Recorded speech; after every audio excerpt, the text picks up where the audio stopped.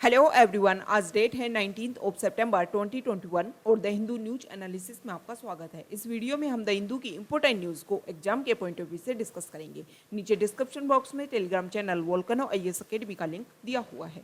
First important news, आज हम कुछ जॉइंट मिलिट्री एक्सरसाइज के नाम डिस्कस करने वाले हैं जो हमारे प्रीलिम्स के पॉइंट ऑफ व्यू से काफ़ी इंपॉर्टेंट हो जाते हैं। प्रीलिम्स में क्वेश्चन इस तरीके से आते हैं कि एक्सरसाइज का नाम देकर के पूछ लिया जाएगा कि कौन सी दोनों कंट्रीज मिलकर के इस एक्सरसाइज को कंडक्ट करवाती हैं। तो इंडियन मिलिट्री अदर कंट्रीज के साथ में मिलकर के ये सारी एक्सरसाइज कंडक्ट करवाती है। यहाँ पर एक्सरसाइज के नाम है और यहाँ पर कंट्रीज के नाम है, ये आपको ध्यान में रखना है। फर्स्ट है गरुड़ शक्ति, जो इंडोनेशिया की मिलिट्री के साथ में मिलकर के कंडक्ट करवाई जाती है। सेकंड है इक्वेरिन, मालदीव कंट्री के साथ में। थर्ड है हैंड इन हैंड, चाइना के साथ। फोर्थ है कुरुक्षेत्र, सिंगापुर कंट्री के साथ। फिफ्थ है मित्र शक्ति, श्रीलंका के साथ में। सिक्स्थ है नोमैडिक एलिफेंट, मंगोलिया के साथ में। सेवंथ है शक्ति, फ्रांस के साथ में। एट्थ सूर्य किरण, नेपाल के साथ में। एंड नाइन्थ है युद्ध अभ्यास, USA के साथ में। ये कुछ नाम हैं, इसके अलावा अदर कुछ नेम हैं जिनको हम नेक्स्ट वीडियोस में डिस्कस करेंगे। ये हमारे एग्जाम के पॉइंट ऑफ व्यू से इंपॉर्टेंट है। ये एक्सरसाइज के नेम और ये कंट्री के नेम, ये आपको बिल्कुल क्लियर जो है वो याद होने चाहिए। अब द हिंदू की जो इंपॉर्टेंट न्यूज़ है उनको डिस्कस कर लेते हैं। फ्रंट पेज पर जो इंपॉर्टेंट न्यूज़ है वो पॉलिटिकल से रिलेटेड है। पॉलिटिक्स से रिलेटेड आप देख सकते हो कि पंजाब में जो है वो वहाँ के CM अमरिंदर सिंह ने अपना रेजिग्नेशन दे दिया है वहाँ के गवर्नर को। इसके अलावा यहाँ पर है बाबुल सुप्रियो, जो BJP से MP हैं और अब उन्होंने तृणमूल कांग्रेस को ज्वाइन कर लिया है। तो ये पॉलिटिक्स के कुछ न्यूज हैं। हम हमारे एग्जाम के पॉइंट ऑफ व्यू से इसमें कुछ टर्म्स, कुछ पॉइंट्स निकाल लेते हैं। जैसे CM के बारे में अगर हम देखें तो CM को ओथ कौन दिलवाता है? गवर्नर। और CM अपना रेजिग्नेशन देता है गवर्नर को, ये इंपॉर्टेंट। दूसरी बात अगर हम देखें तो CM का देखो, CM ने बीच में अपना क्या दे दिया? रेजिग्नेशन दे दिया। तो उसके टर्म से रिलेटेड क्वेश्चन हो सकता है, CM का टर्म कितना होगा, कितने टाइम के लिए किसी को CM अपॉइंट किया जाए, ये कहीं भी डिसाइड नहीं है। जब तक लेजिस्लेटिव असेंबली में उसके पास मेजोरिटी है तब तक उसको कोई भी वहाँ से नहीं हटा सकता। लेकिन अगर वो अपना कॉन्फिडेंस को देता है लेजिस्लेटिव असेंबली में, तो या तो वो खुद अपना रेजिग्नेशन दे देता है या फिर गवर्नर के द्वारा उसको हटा दिया जाता है। ओके, तो ये कुछ इंपॉर्टेंट टर्म्स हैं जो हमारे इंपॉर्टेंट स्टेटमेंट जो हमारे प्रीलिम्स के पॉइंट ऑफ व्यू से इंपॉर्टेंट हो सकते हैं अगर चीफ मिनिस्टर से रिलेटेड कोई क्वेश्चन एग्जाम में आता है तो। नेक्स्ट इंपॉर्टेंट न्यूज़, हमारी जो CGI है NV रमन्ना, उन्होंने एक इम्पोर्टेंट स्टेटमेंट दिया। उन्होंने बोला कि हमारा जो लीगल सिस्टम है उसका इंडियनाइजेशन करने की ज़रूरत है। आज भी हमारा जो लीगल सिस्टम चलता आ रहा है वो कॉलोनियल एरा को हम फॉलो कर रहे हैं। मतलब सीधी सी बात यह है कि जुडिशरी से जो भी रिजल्ट निकल करके आता है वो इतना सिंपल होना चाहिए कि हमारी कंट्री का every individual person, every poor person, every simple person उस स्टेटमेंट को, उस ऑर्डर को इजीली समझ सके। ओके, पुअर पर्सन, जो नॉर्मल पर्सन है, वो जुडिशियल सिस्टम में जाने से हिचकिचाते हैं। कारण क्या है? उनको लगता है कि वहाँ पर जो लेंदी डिस्कशन होते हैं, इसके अलावा जो इंग्लिश कन्वर्सेशन होता है, उसकी वजह से वो अपने आप को ईजी फील नहीं कर पाते। तो उन लोगों को ये लगना चाहिए कि जुडिशियल सिस्टम उन्हीं लोगों के लिए बना हुआ है, उन्हीं सभी लोगों के लिए, इंडियन जो पॉपुलेशन है उसी के लिए जुडिशियल सिस्टम बना है। और इसके लिए क्या होना चाहिए? उनको विश्वास होना चाहिए जुडिशरी के ऊपर कि जल्द से जल्द अगर वो जुडिशरी में जाएंगे तो उनको हर जो भी उनको केस है उसमें उनको जल्द से जल्द क्या मिलेगा? जस्टिस मिलेगा। इसके लिए क्या होना चाहिए? हमारे यहाँ पर जो वैकेंसीज हैं उनको फिल की जानी चाहिए ताकि जो जस्टिस है वो टाइम के अकॉर्डिंग आ सके। मतलब एक जो काम जिसको 6 मंथ्स का जो काम है उसमें 6 साल लगाने के कोई फायदा नहीं है। ओके, तो ये इंपॉर्टेंट स्टेटमेंट है हमारे CGI के द्वारा। अभी हाल फिलहाल में अगर हम देखें तो सुप्रीम कोर्ट कॉलेजियम ने बहुत ही इंपॉर्टेंट वर्क किए हैं।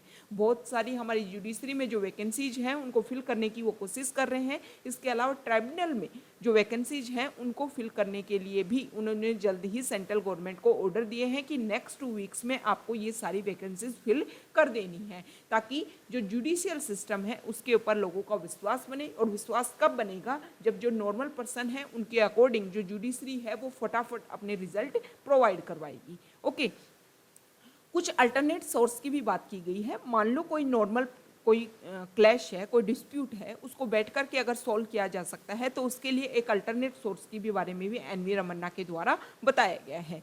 नेक्स्ट इंपॉर्टेंट न्यूज़ है एनआईए, नेशनल इन्वेस्टिगेशन एजेंसी की अगर हम बात करें तो उन्होंने मांग की है कि उनको कुछ और ज़्यादा इंफ्रास्ट्रक्चर की ज़रूरत है, कुछ स्पेशलिस्ट की ज़रूरत है, कुछ एक्सपर्ट्स की ज़रूरत है। कुछ केसेज ऐसे होते हैं जिनमें डिफरेंट स्किल जो पर्सन है उनकी आवश्यकता होती है, तो इसी तरीके के उनके ऑफिसर्स होने चाहिए, अपॉइंटमेंट उनमें ऐसा होना चाहिए। नेक्स्ट इंपॉर्टेंट न्यूज़ यहाँ देखिए, एक सेकेंड, देखो कैलाश सत्यार्थी, आप नाम जानते होंगे, नोबेल पीस प्राइज उनको मिला हुआ है। अगर आपको एक क्वेश्चन है आपका कि जब इनको नोबेल पीस प्राइज मिला था ना तब एक पर्सन को और मिला था, तो वो जो नाम है वो आपको नीचे डिस्क्रिप्शन बॉक्स में, सॉरी कमेंट बॉक्स में बताना है। ओके, अब क्या किया गया है, United nation sustainable development goals को अचीव करने के लिए United nation secretary general Antonio Guterres ने क्या किया है, यूनाइटेड नेशन जनरल असेंबली को मिलकर के कि अफगानिस्तान में जो चिल्ड्रन है उसके इशू को उठाया जाए, इसके लिए 17 ग्लोबल एडवोकेट्स को अपॉइंट किया गया है और उसमें एक मिस्टर कैलाश सत्यार्थी भी है। बचपन बचाओ आंदोलन इनका एक तरीके से एक्टिविज्म था, इनका एनजीओ है जिसमें इन्होंने चिल्ड्रन को, उनकी लाइफ को सेव करने के लिए काफ़ी ज़्यादा वर्क किया था। ओके, देखो कैलाश सत्यार्थी ये बोलते हैं कि जब तक बच्चों को आप एजुकेशन नहीं दोगे ना तब तक, स्पेशली उसमें भी अगर आप एक गर्ल्स को पार्टिसिपेशन उसमें नहीं करवा रहे हो तो एक तरीके से आप उनके खिलाफ में वायलेंस क्रिएट कर रहे हो, उनके लिए जो जस्टिस होना चाहिए उसको आप उसमें एनक्रोच करने की कोशिश कर रहे हो। ये उनके इम्पोर्टेंट स्टेटमेंट है। स्पेशली अफगानिस्तान में जो भी राइट्स का वायलेशन होगा उसको लेकर के ये एक डेजिग्नेशन, एक जो लोगों का ग्रुप है वो बनाया गया है कि आपको वहाँ पर जाकर के वर्क करना है, अवेयर करना है किस तरीके से वहाँ पर उस प्रॉब्लम को हम सॉल्व कर सकते हैं। Next important news foreign page से है, अफगानिस्तान से रिलेटेड ये न्यूज़ है। अफगानिस्तान में जो स्कूल्स हैं वो ओपन हो गई हैं, सेकेंडरी स्कूल। इस स्कूल में, इस पिक्चर में आपको देखने को ये मिल रहा है कि ज़्यादातर जो बच्चे हैं, सभी जो बच्चे हैं वो बॉयज़ हैं, जो टीचर हैं वो भी मेल हैं। इस आर्टिकल में ये बताया गया है कि जो गर्ल्स हैं उसको स्कूल से दूर रखा गया है और जो वीमेन जो टीचर हैं उनको भी स्कूल से दूर रखा गया है। मतलब तालिबान जो ये क्लेम कर रहा था बार बार कि 1996 से 2001 तक हमने जो भी रूल किया और उसमें जो भी हमने गलतियां की, मिस्टेक की, जो भी हमने राइट्स का वायलेशन किया वो दोबारा से हम रिपीट नहीं करेंगे। लेकिन ये जो पिक्चर है वो क्लियर दिखाई दे रही है कि जब सेम लोग, जब उस समय जिन लोगों ने रूल किया, सेम लोग अगर वहाँ पर फिर से पोजीशन पे आ रहे हैं, फिर से जो सारे जो ऑर्डर हैं वो उन्हीं को दिए जा रहे हैं, तो फिर जो रूल्स हैं, जो उनके राइट, जो भी उन्होंने अपना गाइडलाइंस बना रहे हैं वो चेंज कैसे हो सकती है। ओके, तो इसी के लिए अफगानिस्तान में कुछ चेंज हो सके, इसके लिए सभी जो रीजनल कंट्रीज़ हैं, इसके अलावा जो इंटरनेशनल ऑर्गेनाइजेशंस हैं, उनको मिलकर के तालिबान के साथ में डिस्कशन करना होगा। Okay, next important news science page से है। यहाँ देखिए, इस आर्टिकल में बताया गया है कि हमारे पूरे वर्ल्ड में अगर हम ग्लोबल लेवल पर देखें तो वैक्सीनेशन को लेकर के एक मेजर गैप दिखाई दे रहा है। WHO की अगर हम बात करें तो अफ्रीका की 10 कंट्रीज़ में से 8 कंट्री जो ऐसी हैं वहाँ पर लगभग 10% से भी कम लोगों को वैक्सीनेशन अभी तक मिली है। मतलब 10% जो लोग हैं ना उनको भी वैक्सीनेशन नहीं मिल पाई है। ओके, अफ्रीका में सिर्फ और सिर्फ 3.5% वैक्सीनेशन अभी तक दी गई है और यूएस में तो बूस्टर डोज दी जाने लगी है। मतलब जो डेवलप्ड कंट्रीज़ हैं वहाँ पर 2 डोज दी जा चुकी हैं, लेकिन एंटीबॉडीज़ कम ना हो बॉडी में, इसके लिए बूस्टर डोज और दी जा रही है। और एक एरिया ऐसा है जहाँ पर अभी तक वैक्सीनेशन की एक डोज भी कंप्लीट पॉपुलेशन को अवेल नहीं हो पाई है। ये चीज़ें क्या दिखाती हैं? ये चीज़ें दिखाती हैं कि जो गैप है वो इंक्रीज़ होगा। बहुत सारी जो कंट्रीज़ हैं, डेवलप्ड कंट्रीज़ हैं, उन्होंने बहुत सारे इनिशिएटिव वो लेकर के आए हैं कि हम ऐसे वैक्सीन बनाएंगे, ऐसे सर्कुलेट कर देंगे, जो पुअर कंट्रीज़ हैं वहाँ पर भी अवेल करवाएंगे, लेकिन रियलिटी में जो चीज़ होती है वो बिल्कुल डिफरेंट होती है। नेक्स्ट इंपॉर्टेंट न्यूज़ है IISc बेंगलुरु की यूनिवर्सिटी। उन्होंने देखो प्लास्टिक जो है वो प्रेजेंट टाइम में एक मेजर इशू बन करके आ रहा है।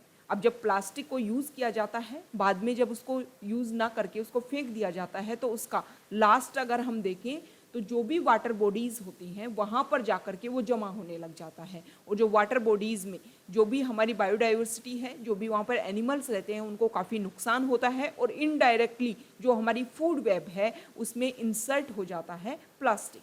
ओके, अब इसके लिए ही जो सिंगल यूज प्लास्टिक है उसको सब्स्टिट्यूट करने की कोशिश की गई है। यहाँ पर इसी को लेकर के कुछ रिसर्च हुए हैं।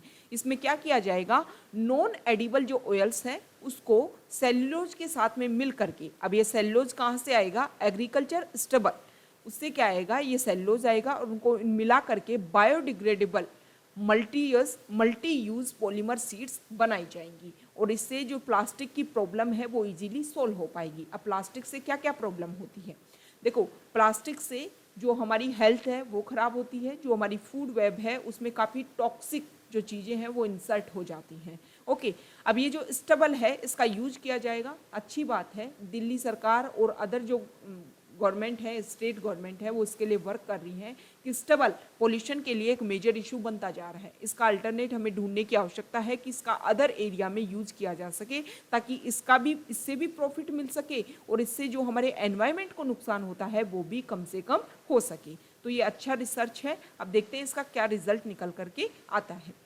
नेक्स्ट इंपॉर्टेंट न्यूज़ है FAQ पेज से। संडे को एडिटोरियल पेज नहीं आता, और उस दिन क्या होता है कि पूरे वीक में जो जो टर्म्स न्यूज़ में रही हैं उनको लेकर के डिस्कशन किया जाता है। सबसे पहले हम देख लेते हैं नेट जीरो को लेकर के। अभी हमारे इंडिया में US special presidential envoy for climate John Kerry India की विजिट पर आई। US चाहता है कि इंडिया भी अपने टारगेट डिसाइड करे कि कब तक हम नेट जीरो जो टारगेट है वो अचीव कर लेंगे। नेट जीरो टारगेट क्या होता है कि हमारे इंडिया से जितना एमिशन हो, मान लो हम CO2 का, ग्रीन हाउस गैसेज का जितना एमिशन करते हैं, मान लो एग्जाम्पल के लिए मान लो हम 10 एमिशन करते हैं, और उस 10 को ही कर्ब किया जा सके, इतनी हमारे पास में सुविधाएं होनी चाहिए, इतना हमारे यहाँ पर फॉरेस्ट कवर इंक्रीज होना चाहिए कि 10 एमिशन कर रहे हैं, 10 के 10 को हमने एब्जॉर्ब कर लिया, मतलब इस एनवायरनमेंट में हमने कुछ भी रिलीज नहीं किया। ओके, ये होता है नेट जीरो। अभी तक इंडिया ने अपना टारगेट डिसाइड नहीं किया है। जॉन केरी इंडिया की विजिट पर आए, लेकिन उन्होंने भी बोला कि ऐसा कुछ नहीं लगा कि इंडिया अभी तक अपना टारगेट डिसाइड करने के लिए तैयार है। अदर कंट्रीज़ की अगर हम बात करें तो चाइना ने अपना टारगेट डिसाइड कर लिया 2060, US और अदर EU कंट्रीज़ ने 2050 अपना टारगेट डिसाइड किया है। इंडिया के लिए भी चाहते हैं, क्योंकि इंडिया थर्ड लार्जेस्ट एमिटर है ग्रीन हाउस गैसेज का। अब इंडिया अपनी तरफ से क्या कोशिश कर रहा है, देखो इंडिया ने जो पेरिस क्लाइमेट एग्रीमेंट हुआ उसमें जो कुछ NDC मतलब खुद के जो नेशंस को डिटरमाइंड अपने टारगेट डिसाइड करने थे, उसमें इंडिया ने डिसाइड किया था कि हम 2030 तक 450 गीगावाट रिन्यूएबल एनर्जी को इंस्टॉल करेंगे। और जब देखो रिन्यूएबल एनर्जी की तरफ हम इंक्रीज होंगे तो फॉसिल फ्यूल्स का हम कम यूज़ करेंगे, और इसकी वजह से जो हमारा एमिशन है वो खुद ब खुद कम हो जाएगा। ओके, तो US ने इसके लिए बोला है कि हम आपको सपोर्ट करेंगे। देखो पहली बार ऐसा हुआ है कि US ने इंडिया को सपोर्ट करने के लिए बोला है, और target based time limit decide की है कि 2030 तक आपका टारगेट अचीव करने में हम आपकी हेल्प करेंगे। इससे पहले भी इंडिया की हेल्प करने की कोशिश की गई है US के द्वारा, लेकिन उस समय जो टाइम लिमिट है वो डिसाइड नहीं था। ओके, बहुत सारी जो कंट्रीज़ हैं वो नेट जीरो, बहुत सारे जो एक्टिविस्ट हैं वो नेट जीरो टर्म का विरोध करते हैं। विरोध करने का कारण ये है कि इससे क्या होगा कि एमिशन को आप इंक्रीज करते जाओगे, भले ही उसको आप एब्जॉर्ब करने के लिए भी व्यवस्थाएं क्रिएट करते जाओ, लेकिन एमिशन जो है वो तो इंक्रीज होता जाएगा ना। इसके लिए ये जो नेट जीरो टारगेट है इसको चेंज करने की आवश्यकता है, और उसका कुछ ऐसा अल्टरनेट ढूंढा जाए जिससे जो एमिशन है वो कम से कम हो सके। ओके, अब देखो इंडिया के पास क्या चॉइसेज हैं। देखो इंडिया जो है वो इस तरीके के पेरिस क्लाइमेट एग्रीमेंट, मतलब क्लाइमेट से रिलेटेड, एनवायरनमेंट से रिलेटेड जो एग्रीमेंट हैं उनके पार्टिसिपेशन है, उनका पार्ट है, उनका एक हिस्सा है। तो इंडिया को क्या करना चाहिए कि स्टेट गवर्नमेंट के ऊपर, मतलब नेशनल लेवल और स्टेट लेवल के ऊपर इस तरीके के क्लाइमेट गवर्नेंस इंस्टीट्यूशन बनाने चाहिए, ताकि क्लाइमेट से इजीली हम प्रॉब्लम्स को सॉल्व कर सकें। जो स्टेट गवर्नमेंट है उनको सभी को अपने अकॉर्डिंग क्लाइमेट प्लान बनाने की आवश्यकता है, और फिर उसी के अकॉर्डिंग हमारे यहाँ पर जो क्लाइमेट है उसको हम सॉल्व कर पाएंगे। ओके, नेक्स्ट न्यूज है बेड बैंक को लेकर के। ये बेड बैंक होता क्या है, प्रत्येक एवरी आप बैंक देख लीजिए, चाहे पब्लिक बैंक देख लीजिए या प्राइवेट बैंक देख लीजिए, ये जो बैंक होते हैं इनमें कुछ एनपीए क्रिएट हो जाती है। एनपीए क्या होती है? Non performing assets. ऐसी एसेट्स मतलब बैंक ने पैसा किसी को दिया और उस पैसे का रिटर्न बैंक को कुछ नहीं मिल रहा है, तो वो जो एसेट्स होती है वो नॉन परफॉर्मिंग में चेंज हो जाती है। ओके, तो इसमें क्या किया जाएगा कि एक बैड बैंक, एक एंटिटी डेवलप की जाएगी, एक न्यू फाइनेंशियल एंटिटी है जिसमें जो नॉन परफॉर्मिंग एसेट्स हैं या फिर बैड लोन्स है बैंक की, उस प्रॉब्लम को सोल्व किया जाएगा। इसमें जो पैसा है, जो भी इस तरीके की एसेट्स हैं वो चेंज कर दी जाएंगी बैड बैंक को। इससे जो रियली में जो बैंक है उनकी जो बैलेंस शीट है वो भी ख़राब नहीं होगी और उनको न्यू अपना वर्क करने में, न्यू अपना एरिया एक्सपेंड करने में कोई भी परेशानी नहीं आएगी। और ये जो नॉन परफॉर्मिंग एसेट्स है इस प्रॉब्लम को भी हम इजीली सॉल्व कर पाएंगे। नेक्स्ट इंपॉर्टेंट न्यूज़ यहाँ पर टेलीकॉम इंडस्ट्री को लेकर के है। इंडिया ने कोशिश की है कि टेलीकॉम इंडस्ट्री में और ज़्यादा कंपटीशन इंक्रीज होना चाहिए। प्रेजेंट टाइम में दो ही मेजर इंडस्ट्री यहाँ पर है, एयरटेल, भारतीय एयरटेल मान लीजिए, और दूसरा जो है वो जियो है। तो अदर जो कंपनीज जहाँ यहाँ पर आकर के जैसे जैसे कंपटीशन इंक्रीज होगा तो जो भी कस्टमर्स हैं उनको ईजिली हर जो सुविधाएं हैं वो अवेलेबल हो पाएंगी। ओके, तो इस एरिया को रिलीफ पैकेज देने के लिए गवर्नमेंट ने हेल्प की है। नेक्स्ट इंपॉर्टेंट न्यूज़ है, यहाँ पर कुछ प्रोफाइल हैं जो पूरे वीक में न्यूज़ में रही। ये हैं भूपेंद्र पटेल जो गुजरात के सीएम अपॉइंट किए गए हैं। ओके, नेक्स्ट ईयर जो लेजिस्लेटिव असेंबली के वहाँ पर इलेक्शन होंगे उस समय वहाँ पर ये गुजरात को एक तरीके से रिप्रेजेंट करेंगे। ये वहाँ की जो पावरफुल पाटीदार कम्युनिटी है, ओके, मतलब वहाँ पर गवर्नमेंट बनाने में पाटीदार कम्युनिटी का जो रोल होता है उसी को रिप्रेजेंट करने के लिए इनको अपॉइंट किया गया है। ये पहली बार एमएलए बने और पहली बार एमएलए बनने में ही इनको अपॉइंटमेंट मतलब एज ए सीएम अपॉइंट किया जा रहा है। इससे पहले विजय रूपाणी थे, उन्होंने अपना रेजिग्नेशन दे दिया और उसके बाद में भूपेंद्र पटेल को सीएम अपॉइंट किया गया। नेक्स्ट जो टर्म है वो है एमा राडुकानु। एमा राडुकानु जो है उन्होंने अभी टेनिस का एक ओपन जीता है और ये जो ब्रिटेन की प्लेयर है एमा राडुकानु और ओनली 18 ईयर्स ओल्ड है। ओके, आपको ये ध्यान में रखना है कि 1977 से पहले, 1977 के बाद में अगर हम बात करें तो 1977 में वर्जीनिया वाडे ने कोई ग्रैंड स्लैम जीता था और उसके बाद में अगर हम बात करें तो ब्रिटिश प्लेयर जो हैं वो एमा राडुकानु हैं जिन्होंने ये ग्रैंड स्लैम जीता है। अगर एज की अगर हम बात करें तो 2004 में जो मारिया सारापोवा है वो भी यंगेस्ट चैंपियन थी। उसके बाद में 18 ईयर्स में जो एमा राडुकानु है वो भी यंगेस्ट चैंपियन बनी है। ओके, नेक्स्ट इंपॉर्टेंट न्यूज़ है, यहाँ पर देखो एक रिपोर्ट पब्लिश हुई है एक सेकेंड, हाँ, सीसीआई की एक रिपोर्ट पब्लिश हुई है और इस रिपोर्ट में एक बात सामने आई है, कंपटीशन कमीशन ऑफ इंडिया की एक रिपोर्ट पब्लिश हुई है। ये कंपटीशन कमीशन ऑफ इंडिया क्या है कि इंडिया में जो एक तरीके से जो कंपटीशन है, जो कंपटीशन का जो एनवायरनमेंट है वो हेल्दी बना रहे, सभी जो कंपनीज हैं वो अपने अकॉर्डिंग काम करें, लेकिन सभी कंपनीज में एक सेम एरिया में जो कंपनीज काम करती हैं उनमें हेल्दी कंपटीशन होने की ज़रूरत है, तभी जाकर के जो कस्टमर हैं उनको ईजिली सर्विसेज अवेल हो पाएंगी। ओके, अब ये देखो उन्होंने गूगल को लेकर के कुछ बात बोली है कि गूगल का जो है वो डोमिनेंस है और इस डोमिनेंस की वजह से जो अदर एरिया है, जो प्ले स्टोर है, उन्होंने अपनी एक पोजीशन को क्रिएट किया है और इसकी वजह से जो अदर कंपनीज हैं उनको काफ़ी ज़्यादा नुकसान होता है। गूगल मोबाइल ऑपरेटिंग सिस्टम जो ओएस है इनका, इसके अलावा इनका डोमिनेंस है इस एरिया में भी। बहुत सारी जो कंपनी है जैसे Apple, Microsoft, Amazon, Paytm, PhonePe, Mozilla, Samsung, Xiaomi, Vivo, Oppo, carbon Google, ये जो चीज़ें हैं ये जो हैं वो एक तरीके से गूगल के प्रोडक्ट्स का इस्तेमाल करते हैं, मतलब गूगल का डोमिनेंस है, जिसकी वजह से जो अदर जो कंपनीज हैं उनको अपना लेवल बनाने में इस कंपटीशन को फेस करना पड़ता है। तो ये जो कंपटीशन है ना वो हेल्दी कंपटीशन होना चाहिए। गूगल के पास में जो पहले से डोमिनेंस है उसकी वजह से वो अदर कंपनीज को दबाने की कोशिश ना करे। इसी को लेकर के सीसीआई रिपोर्ट जारी हुई है। 2 साल पहले इस रिपोर्ट के ऊपर गूगल के ऊपर ये डिस्कशन होना स्टार्ट हुआ था और अब जाकर के सीसीआई ने अपनी इस रिपोर्ट में गूगल के बारे में ये रिवील किया है। सीसीआई में अगर हम देखें तो एक इसमें चेयरपर्सन होता है और 6 मेंबर होते हैं कंपटीशन एक्ट के अकॉर्डिंग, और इनको सेंट्रल गवर्नमेंट के द्वारा अपॉइंट किया जाता है। तो ये आज का हमारा डिस्कशन था। Okay, thank you.